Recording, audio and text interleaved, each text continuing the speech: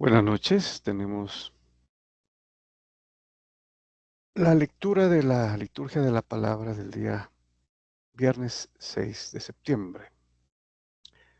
Estamos en la 22ª semana del tiempo ordinario en el ciclo B. Y tenemos la primera lectura, continuando con la primera carta del apóstol San Pablo a los Corintios. Capítulo 4 ahora, versículos del 1 al 5.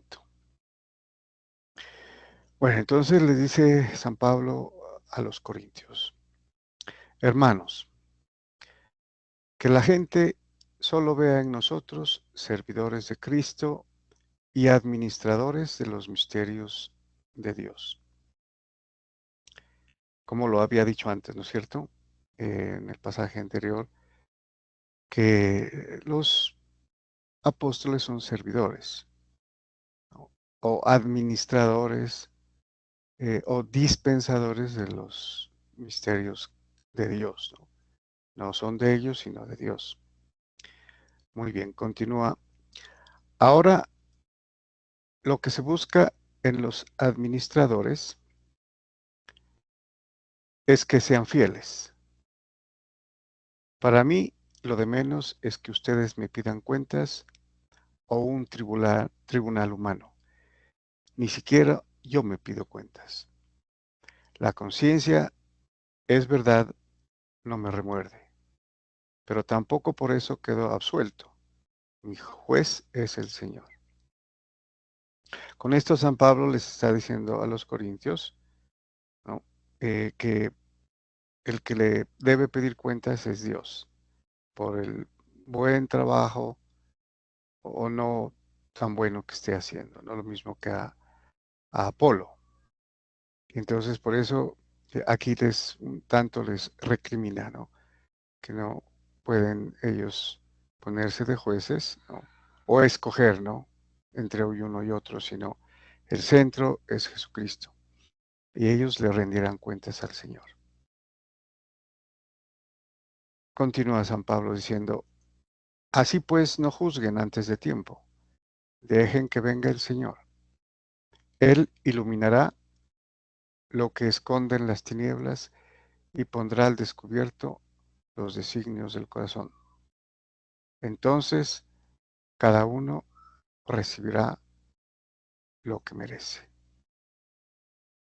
Bueno, entonces aquí les está diciendo, nuevamente les insiste, ¿no? Que solamente Dios juzgará al final lo bueno o no tan bueno o malo que hicimos, ¿no? Pero en este caso se refiere a la labor que están desempeñando los apóstoles, ¿no? Proclamando el Evangelio, la palabra de Dios, ¿sí? Y insistiendo que ellos son eh, como mayordomos, ¿no? Los que están al frente de la casa de Dios, de la iglesia, ¿no? ¿Sí? Y obviamente sirviendo, ¿no? A los demás, en este caso, a los corintios. Muy bien. Vamos al salmo responsorial de este día. Es el Salmo 36. Es un salmo también de alabanza, donde se proclama la grandeza del Señor, ¿no? Bueno, otra cosa importante en este salmo es también que clarifica ese concepto, esa noción errónea que tenían en el Antiguo Testamento de que Dios los iba a premiar a los justos en esta vida, ¿no? Y entonces ellos tenían, pues, obviamente, la, como la dificultad, ¿no? De ver que los, eh, los malos, ¿no? Tenían éxito, ¿no? Prosperaban, y los buenos, los justos, no.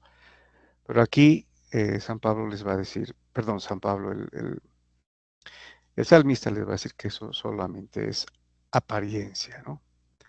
Entonces dice el salmista, confía en el Señor y haz el bien. Habitarás tu tierra y reposarás en ella, en fidelidad. Sea el Señor tu delicia y Él te dará lo que pide tu corazón. Encomienda tu camino al Señor, confía en Él y Él actuará. Hará tu justicia como el amanecer, tu derecho como el mediodía. ¿No? Aquí es donde dice que confíen, ¿no? Que encomienden su camino, que Él actuará, ¿no? Apártate del mal y haz el bien, y siempre tendrás una casa, porque el Señor ama la justicia y no abandona a sus fieles. Los inicuos son exterminados, la extirpe de los malvados se extinguirá. Entonces aquí habría que hacer la aclaración de que no es necesariamente en esta vida, ¿no? O sea, eventualmente, y es donde la vida en realidad se realiza, es en la vida eterna, ¿no? En el cielo. Allá es donde los malvados pues serán extinguidos, ¿no? Y los justos serán premiados. Entonces, esta es la intención, ¿no? del Salmo. Continuamos. El Señor es quien salva a los justos. Él es su alcázar en el peligro. El Señor los protege y los libra de los malvados y los salva porque se acogen a Él. En cierta medida podríamos decir que sí, ¿no? Los puede salvar, pero momentáneamente, pero no los libra completamente de sufrir, ¿no? Y sobre todo lo que tengan que sufrir en nombre del Señor, por el nombre del Señor. Como sucedió con todos los apóstoles, ¿no? Al comienzo de la iglesia, prácticamente todos murieron mártires, ¿no? Defendiendo uh, el Evangelio. Bueno, entonces aquí lo importante es que el Señor salva a los que se acogen a Él, porque los salvará de la muerte eterna, ¿no? Que es la segunda muerte, y les dará la vida eterna. Muy bien, y continuamos con el Evangelio. Seguimos leyendo a San Lucas. En esta oportunidad, el capítulo 5, versículos 33 al 39. Bueno, nos dice entonces San Lucas. En aquel tiempo, los fariseos y los escribas dijeron a Jesús: los discípulos de Juan ayunan a menudo y oran, y los de los fariseos también. En cambio, los tuyos a comer y a beber. Bueno, esa era la queja malintencionada, ¿no? Que tenían los fariseos, ¿no? Eh, porque juzgaban, ¿no? Y veían que los otros o los demás no eran como ellos. Entonces ellos se querían poner de ejemplo, ¿no? A los discípulos de Jesucristo. Entonces Jesucristo les dice, Jesús les dijo, ¿acaso pueden hacer ayunar a los invitados a la boda mientras el esposo está con ellos? Bueno, aquí merece más de una observación, ¿no? ¿A qué se está refiriendo Jesucristo cuando les dice que los invitados no pueden ayunar, ¿no? Mientras el esposo está con ellos? O sea, aquí se refiere a una fiesta, a una boda. Es como un matrimonio, ¿no? Donde se da lo mejor, ¿no? Y la persona, sobre todo el esposo y la esposa y los invitados, eh, comen lo mejor, ¿no? Y, y se desprenden de cualquier cosa para que la boda resalte, ¿no? Sobresalga. Entonces aquí les dice ¿cómo vayan a ayunar los invitados a la boda, ¿no? Mientras el esposo está con ellos, ¿no? Imagínense una boda donde hay una fiesta, donde hay una cena, ¿no? Manjares, comida, ¿no? Los invitados ayunando, no se podría, ¿no?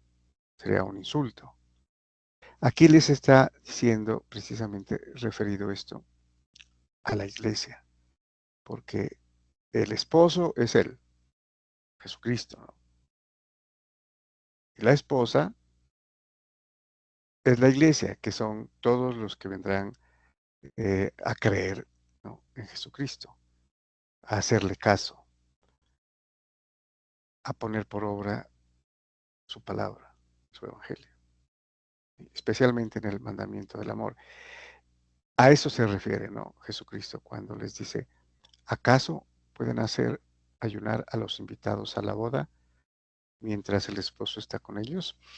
Llegarán días en que les arrebatarán al esposo, entonces ayunarán en aquellos días, ¿no? Aquí hay una referencia eh, eh, a la muerte, ¿no? A la muerte durante los 3 días en las que obviamente es propicio ayunar, ¿no? Y lamentarse, ¿sí? Bueno, continúa eh, San Lucas diciendo, les dijo también una parábola. Nadie recorta una pieza de un manto nuevo para ponérsela a un manto viejo, porque si lo hace, el nuevo se rompe y al viejo no le cuadra la pieza del nuevo, ¿no? Pues obviamente vemos aquí un absurdo, ¿no?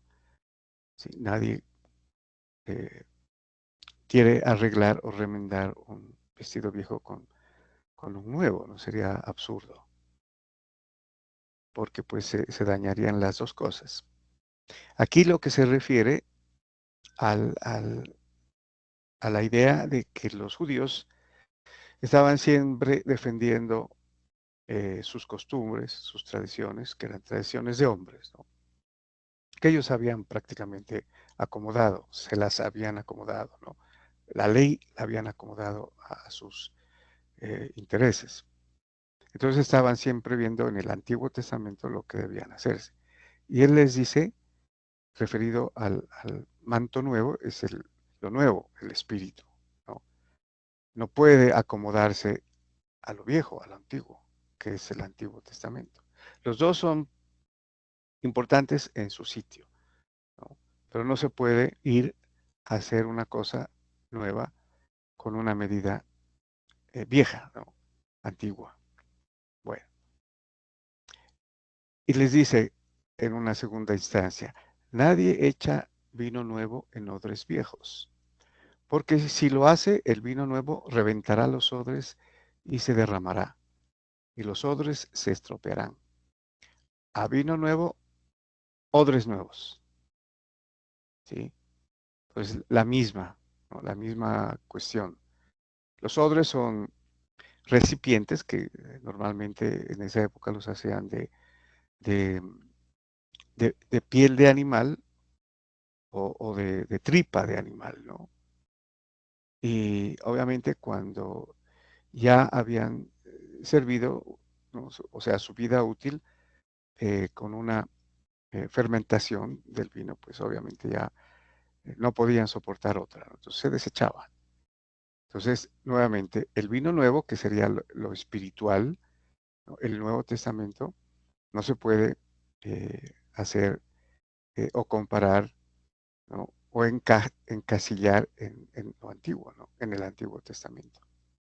Porque los odres se estropearán y el vino se derramará, ¿no?